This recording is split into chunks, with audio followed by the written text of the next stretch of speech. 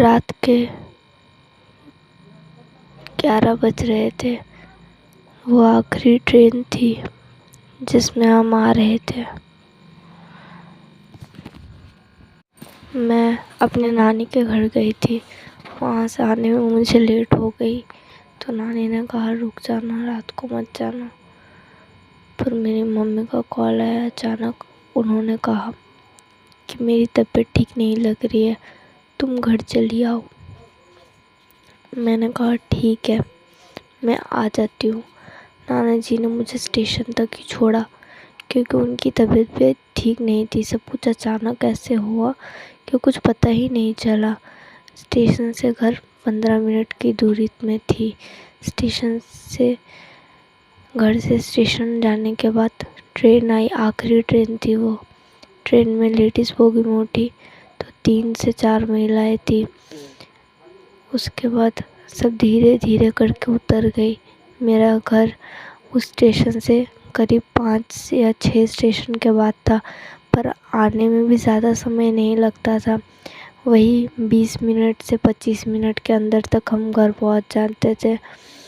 जैसे ही मैंने और एक स्टेशन के बाद मेरा घर आने वाला था, मैंने खिड़की खोलकर बाहर की तरफ देखना स्टार्ट किया। ट्रेन एक जगह पे थोड़ी देर के लिए रुकती है और वहाँ पे बहुत सुनसान जगह होती है। ना तो इधर ना तो उधर, किधर भी कोई भी इंसान नहीं रहता है। उस टाइम मैंने देखा कि एक नदी के पास में, वहाँ पे एक नदी है, उसके पास में एक बच्चा जैसा कुछ खड़ा है। मैं पहले थोड़ी डर गई, फिर मैंने सोचा यहीं का कोई लोकल बच्चा वगैरह होगा। मैंने ठीक से देखने की कोशिश की तो उतनी अंधेरे में भी मुझे ऐसा लग रहा था कि वो बच्चा हंस रहा है। मैं बहुत डर गई। मैंने खिड़की को बंद किया और फिर इधर उधर देखने की कोशिश की। मेरी फ़ोन की बैटरी भी ख़त्म हो गई थी, जिसके लिए मैं फ़ोन को भी चेक नहीं कर पा रही थी। मेरा मन इधर उधर भटकने के बाद भी उधर ही उसी बच्चे की तरफ ही लगा हुआ था। मैंने थोड़ी देर के बाद फिर उसी बच्चे की तरफ देखा। देखने से मुझे ऐसा लगा कि वो बच्चा धीरे धीरे मेरे और भी करीब आते जा रहा है। पूरे ट्रेन में कोई भी नहीं था, कोई भी नहीं। मैं भगवान के नाम लेने लगी।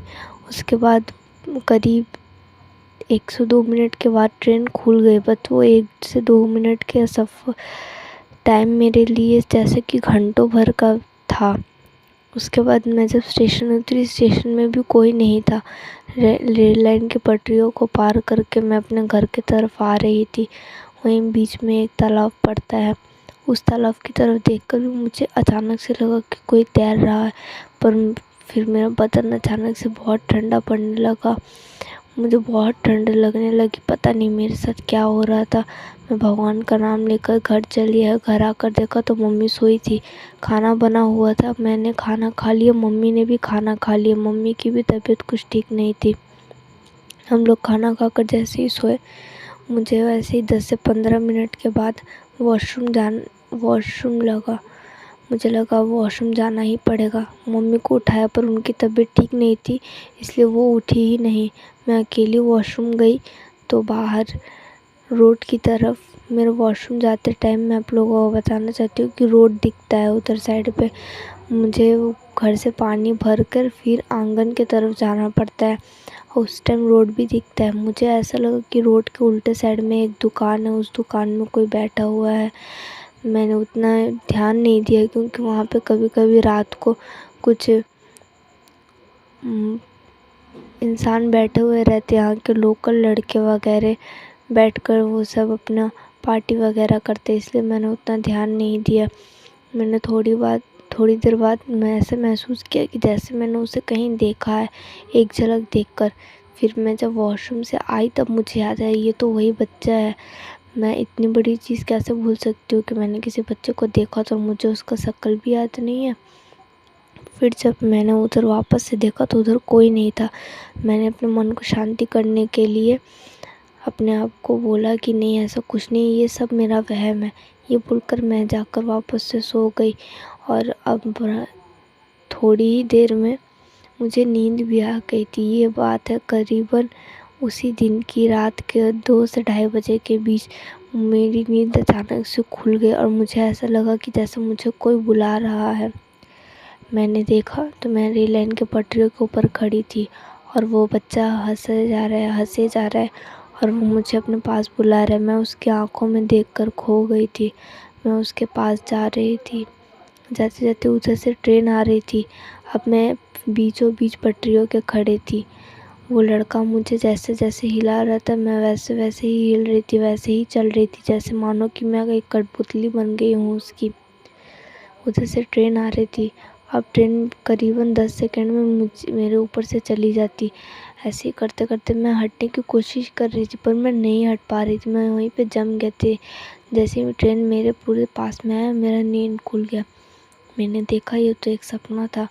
मैं उठकर पानी पीकर फिर मैंने अपने आप को अच्छे से आईने में देखा, लाइट ऑन करके। मेरे घर में एक बड़ा सा शीशा है। फिर जब मैंने लाइट ऑफ किया तो मुझे लगा एक झलक कि मैंने किसी को देखा। फिर ऑन किया तो कोई नहीं था। फिर ऑफ किया तो मुझे ऐसा लगा। मैंने जैसे तैसे आँख बंद करके लाइट को ऑफ करके मम्मी को पकड़ कर सो गई।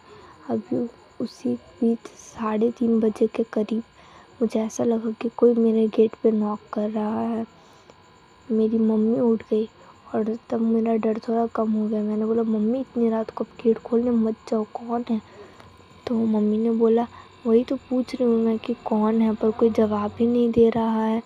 हो सकता है तेरे भैया हो, ड्रिंक करके आए होंगे और कुछ बोल नहीं रहे होंगे। मैंने बोला, ऐसा थोड़ी होता है, भैया नहीं होंगे, पहले पूछो कौन है। हमारे गेट पे एक छोटा सा छेद है। मैंने बोला, इससे कम से कम देखो। कुछ भी नहीं दिख रहा था मम्मी को। मम्मी ने बोला, रुको मैं गेट खोल रही हूँ। मैंने बोला, नहीं मम्मी, ऐसा खोलना बहुत खतरनाक हो सकता है।